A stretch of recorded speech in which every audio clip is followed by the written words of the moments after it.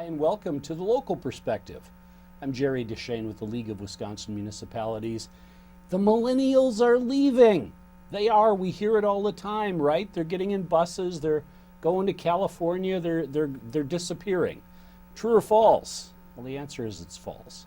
And we have proof. I have a couple of folks here from the university who are going to talk with us about it today. Dr. Randy Stoecker and Allyson Watson, thank you for joining us. Great to be here. Thanks for having us. Oh, you're welcome. The reason they're here is they did some terrific research on those communities in Wisconsin that are actually keeping and retaining young people. And there's not a few of them, right? I mean, there's more than 6. How many are there out there? Of the 1,880 communities, and that includes towns, cities, and villages, about 15% of them are places that are gaining and maintaining young adults. So places where the number of young adults is growing over time. Actually growing. And places that have larger than average proportions of young adults. So, and I hate it when people require me to do math, but 15% of 1,800 is a couple hundred or more, right? Mm-hmm. I believe it was 280. So a lot of communities in Wisconsin, contrary to what I think we sort of assume based on what we read in the paper, it's not all bad news. But let me back up. Randy, Allyson, tell us about the research. What did you do? Why'd you do it? And then we'll kind of slide into what you found. So what did you do and why? This was a 2-year project, and it was funded by United States Department of Agriculture hatch money. Mm-hmm. And the first year of the project was simply trying to find those places. Could we find places that were gaining young adults and that had larger proportions of young adults? And I mean, I must admit, going into it, I was a little worried. Would we find any? And that was using the census data from 1990, 2000, and 2010 to look for change mm-hmm. across those 2 decades. And the whole year of that, I mean, you'd think it'd be easy, but there were so many things that we had to do with the data to actually make it usable that it in fact took a whole year just to be able to have numbers we were confident in, where we could say, okay, here are the communities that we can look at. And then, you know, with 280 communities, it was impossible to go and study each of them. And so we thought, well, what would be the best 12 mm-hmm. that we could go to? And, you know, we didn't go to the best 12 in terms of numbers. We went to the best 12 in terms of diversity. So some larger places, some smaller places, some really rural places, some suburban places. And so we tried to learn a variety of lessons from a variety of places, and that's where Allyson came in. So I got involved in the second year of the study. Through my role, I'm a county-based communities educator. Mm-hmm. So I took great interest when I found from Randy's initial sharing of the study that 3 communities along the Interstate 41 corridor in northeast Wisconsin would be considered. Up in the Fox Valley Exactly. area. And those communities were in Winnebago, Outagamie, and Brown County. Omro in Winnebago, Black Creek in Outagamie, and DePere in Brown County. So I was particularly interested knowing that there were 3 communities in close proximity that were very diverse in terms of size, workforce, and that there was an opportunity to engage in on-the-ground human subject or interview-based research with community members, where we could really, I hoped, find tangible evidence of why these communities were successful. Can I stop you right there before we go any further? Omro, Black Creek, and the third one? DePere. Okay, wait a minute. What happened to Madison? What happened to downtown Milwaukee? What happened? I mean, isn't that where you would expect to find a lot of millennials, or did you cross them off the list for some reason? We did a couple of things, and this was about the problem with the numbers and making the numbers actually work. The first time we ran the numbers, the places that turned up at the top of the list were college towns and prison towns. And we thought, well, okay, what will we learn from those two kinds of places? Having a university in your town, that's kind of an unrealistic development goal. Having a prison in your town may not be a desirable development goal. So we figured out we could actually control for those populations using this thing called group quarters in the census. So people who live in prison cells, people who live in dorms, have a special classification that we could control for. When we took that out, the college towns and the prison towns mostly dropped out of the list. You know, when you ask about Milwaukee, one of the interesting things about Milwaukee is that of the regions in the state, and we also did this by region, so we used the Wisconsin Workforce Development Board region, so 11 regions in the state. And Milwaukee County is a region all by itself. You know, we think about this problem of youth leaving as a rural problem, but in fact, one of the worst losers of young adults in the state is Milwaukee County. There are only 2 communities in Milwaukee County that were on the gaining and maintaining list, and Milwaukee was not one of them. It's important to note, though, that we found a trend, and perhaps it was a bit more isolated to county boundaries in more rural communities, so the majority of the state outside of Milwaukee County, where it wasn't that young people weren't in those urban areas at all. In fact, they were likely attracted to the suburban community where they ended up living because, in part, the diversity of jobs available in those larger urban centers. And we'll definitely touch on how important the holistic relationship is between large urban centers, which often are home to employers, and the fringe communities outside of them, which appear to be very desirable for young adults and young families in Wisconsin. Well, and forgive me for jumping around, but let's go there right away. I mean, so what you found in your interviews and in your work was it wasn't Omro itself. It wasn't Omro alone. It was Omro in a regional context. Is that what you're saying? Is that safe to say? That's fair to say. You know, just using that particular example, I conducted all of the interviews in Omro, and we found in asking the same questions across each community, things like, where do you work? What's your commute like? What do you do for fun? And really hearing targeted answers about, you know, the majority of people in that community happen to work in the Oshkosh metro area, some in the Appleton metro area, and we're commuting, you know, about 20 minutes into town that it took every day to get to work.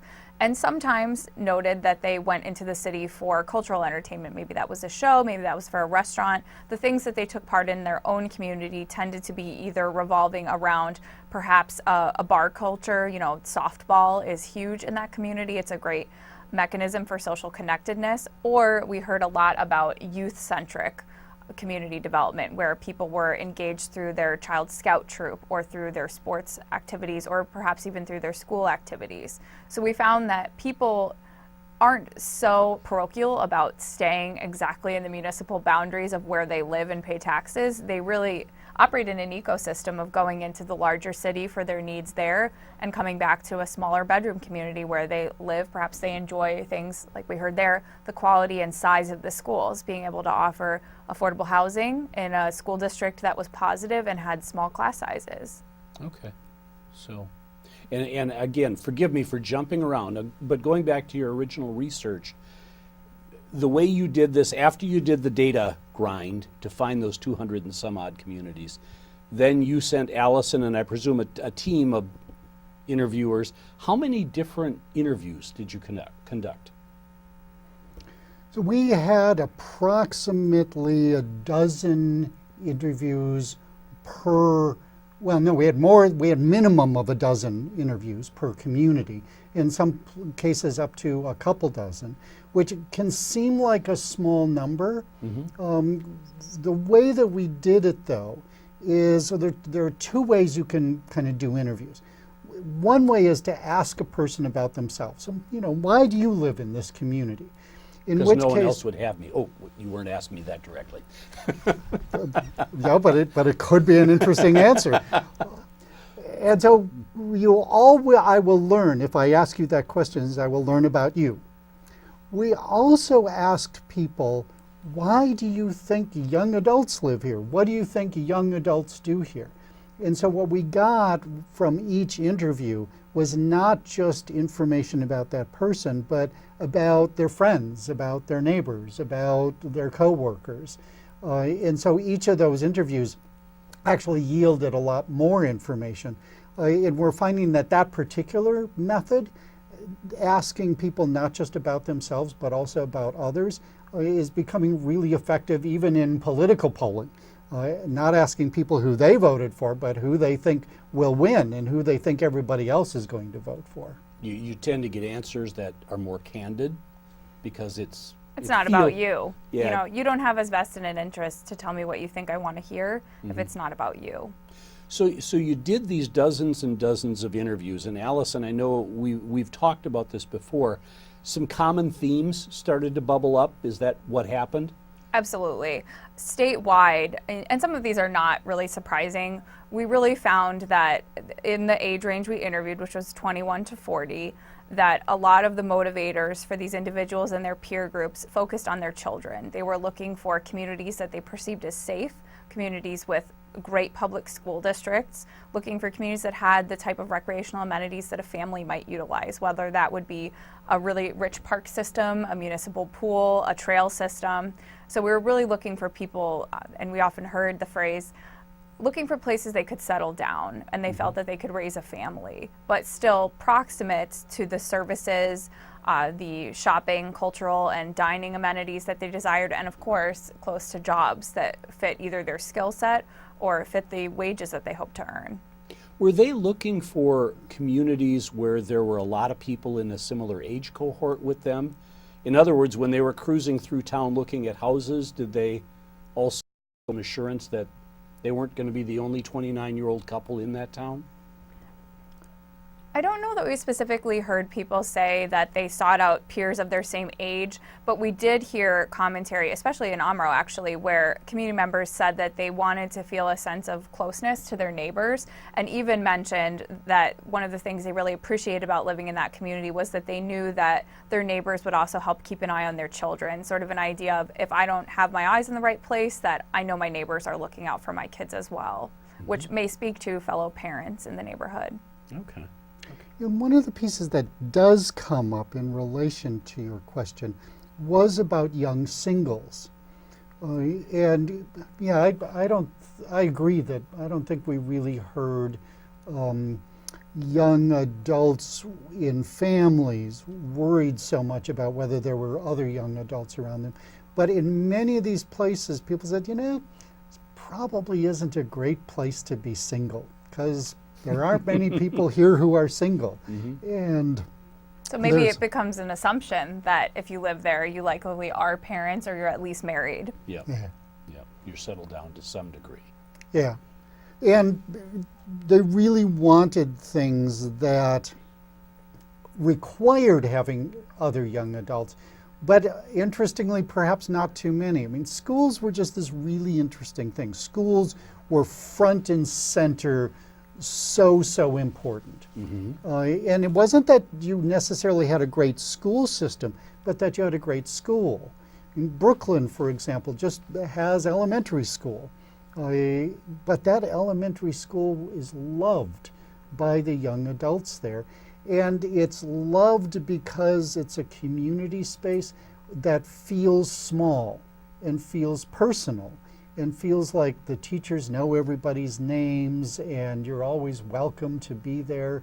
And, you know, so... That's the theme song to the TV show Cheers, isn't it?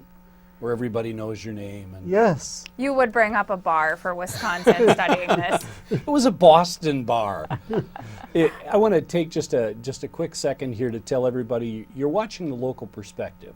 I'm Jerry Deshane. This is a production of the League of Wisconsin Municipalities, but also in cooperation with Wisconsin Community Media.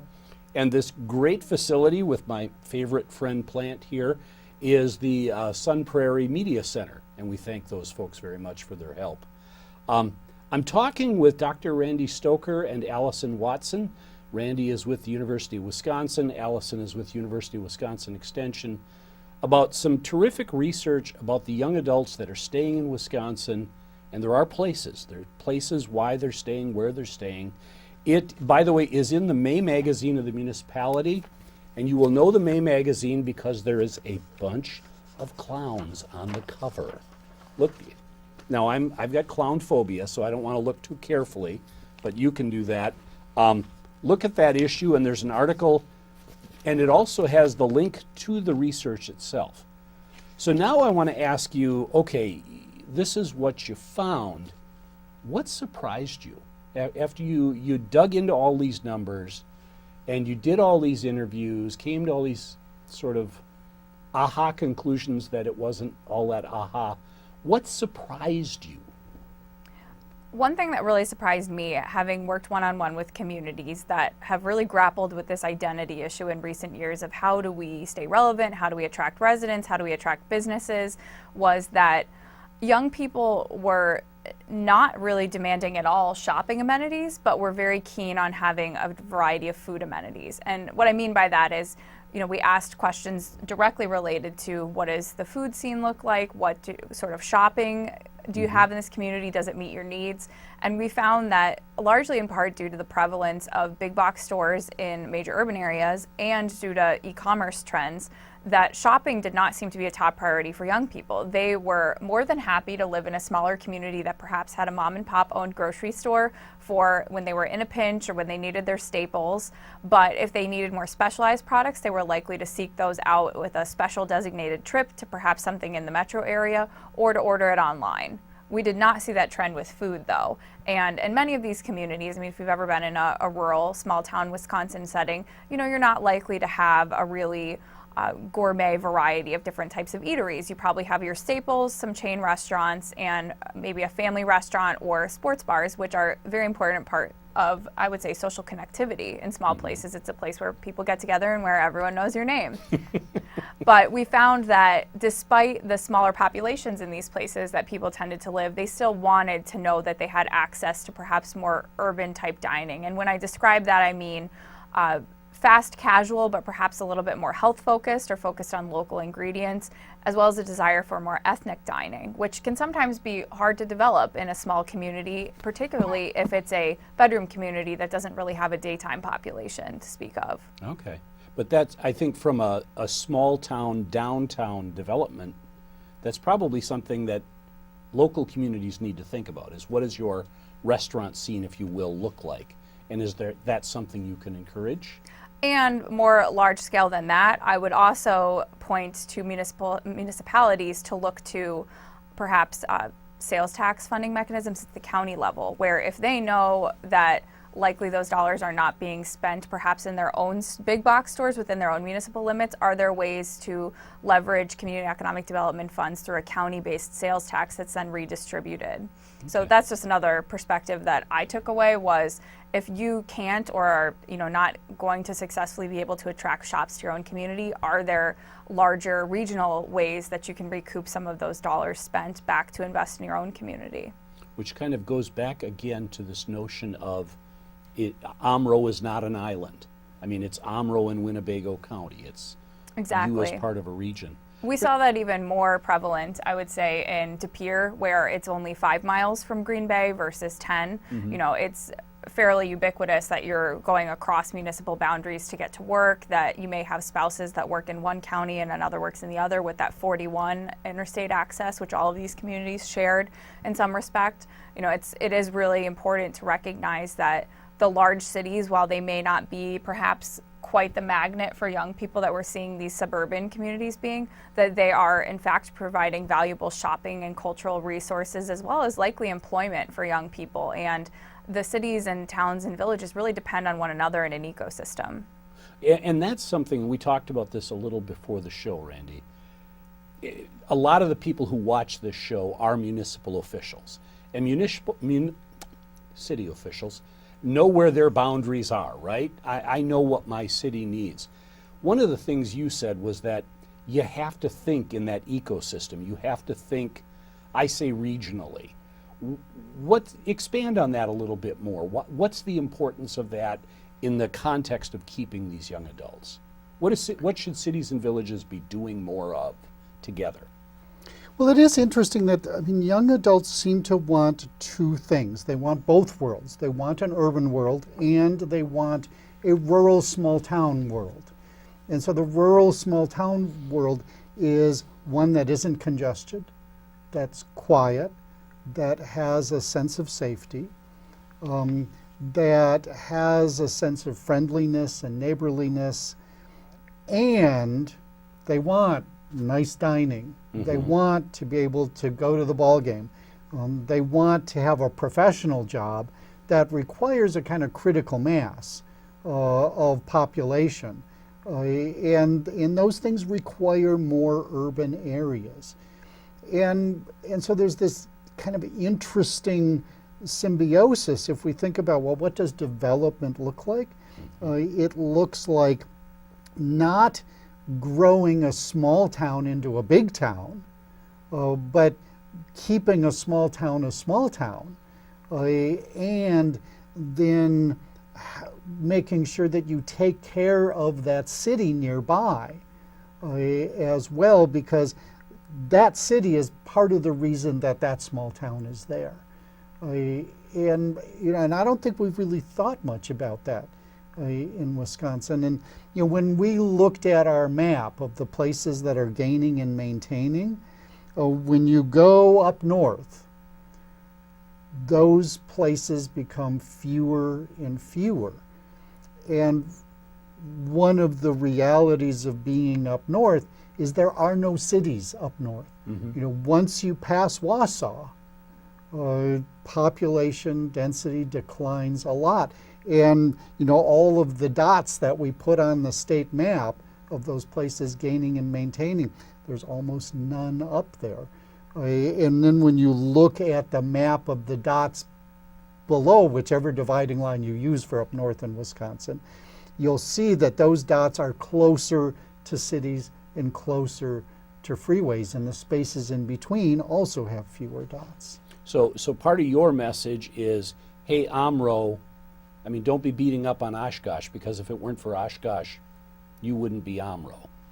Green Bay, Alloway, Green Bay, DePere, Madison, Black Earth, all of the examples. Let's shift gears. That's what we learned. If I'm the village of, hey, you didn't ask me, what can I take away from this? What can I learn from this, and what should I do with it? Well, I can speak to how this information has been used beyond this study by a few of the municipalities that were in this study, and then I would definitely refer anybody watching to check out the website that's listed in the Municipalities magazine to see that we have a toolkit that really instructs communities on how they can engage in this sort of local youth and young adults engagement on their own. They could do the interviews you did. Right, and perhaps in more of a focus group setting, so it's a little less staff intensive, but there are definitely ways to replicate the heart and soul of what we did across communities. I have two examples I'd love to share about how this has actually been put to use for municipalities directly. One would be in the City of DePere. After conducting this study in the City of DePere, the City of DePere was already planning to invest in a branding study for the community. And they hired an outside firm to come in and did a lot of what we did, which included engaging with residents, really identifying what the values were of residents, what it was that resonated with that community for why they lived there. And we saw in the final results from that study, which was much larger in scope, that exactly what we had found was reiterated, that the schools were the absolute top reason for people to live there, and that people really appreciated the natural resources of the river and the recreational amenities that maximized both river access and appreciation of the natural resources in the community. So interesting and always positive when you see a larger firm come into a larger scale and invest a lot more than you did and find, hey, you found the same things we did. So it's always encouraging. It's showing that the opinions of your residents can really reinforce your community's brand or help shape it. The other example I'd love to point to is in Omro, where after doing this study, we heard loud and clear from residents that one thing they really loved in their community was their library. And we took this back to the library, said, hey, we just wanted you to know this, that you're really popular and good for you. And they shared with Extension locally and said, we've actually been thinking about expanding our library. Do you think that we should consider doing some more community engagement, knowing that? So in partnership with UW-Extension, we designed an instrument or a survey tool that really spoke to community needs, how people utilize their library, what a modern or contemporary library looks like, how libraries can be very inclusive of families. That survey launched this year, so almost a full year after the initial study we were a part of started, and they had almost 15% of their community participate in the survey, and it really reinforced ways that Omro can continue to be really attractive and inclusive both of young people and of young families. Okay. Yeah, and I think there are kind of three basic things that every community should do beyond talking to the young adults in the community, is look very carefully at the schools, and are you caring for the schools, and are you caring for the teachers the way that you need to? Look very carefully at housing. Do you have the appropriate housing? And what's interesting is, we found that further away from cities, the youngest family, young adults, were interested in the smallest, most affordable housing. Mm-hmm. Closer to cities, people were more willing to pay more for a larger house. But you have to find out what's the right kind of housing for your community, and you can only do that by asking people and talking to people. And then the third is this mix of amenities, whether it's restaurants or coffee houses, and to be really careful about big box kinds of growth, because that may not be what's going to attract people. And they think they can get that in the big city next door anyway. Right. Okay. So don't try to, again, overusing Omro here. Omro, you don't need to be Oshkosh. We don't want you to be Oshkosh. Stay Omro. And maybe find creative ways to offer amenities. Sun Prairie, where we're sitting today, was not a part of our study, but the Digital Media Center here is in their library, and I went and took a tour of the library before we did this interview, and I found that they have a bookstore and a coffee shop in their library. And the librarian who gave you the tour shared with me that it is the only bookstore in the Sun Prairie city limits. What a fantastic amenity for the community that's right here in their library, which I bet, based on that children's section, is already a destination for young families. What a creative use of a small room to create a space for social connection. Cool. All right, so we've got just a minute or two left.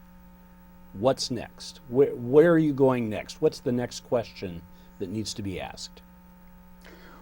One of the things we'll be doing in a week or so is actually asking in Extension what we might do with this, and how we might bring these ideas to more communities, how we might support more communities to use this research. And so in a couple of weeks, we're going to start that process of figuring out how to make this as helpful as possible for folks. Terrific. Well, the people that are watching, the people that are reading the magazine, if they have ideas along that line, would you like me to give them your phone number? I would absolutely like you to do that. They will call you. Fascinating stuff. And we've been talking with Randy and Allyson about this millennials research. And what's so cool about it is we found places in Wisconsin that are working. It does not take a complete home makeover to make your community work. And there's some very practical applications in here. So check out the May magazine. Once again, I want to thank Wisconsin Community Media for helping us put the local perspective on the air. I'm Jerry DeShane with the League of Municipalities. My guests are Dr. Randy Stoecker and Allyson Watson with the University of Wisconsin Extension. Thanks for joining us.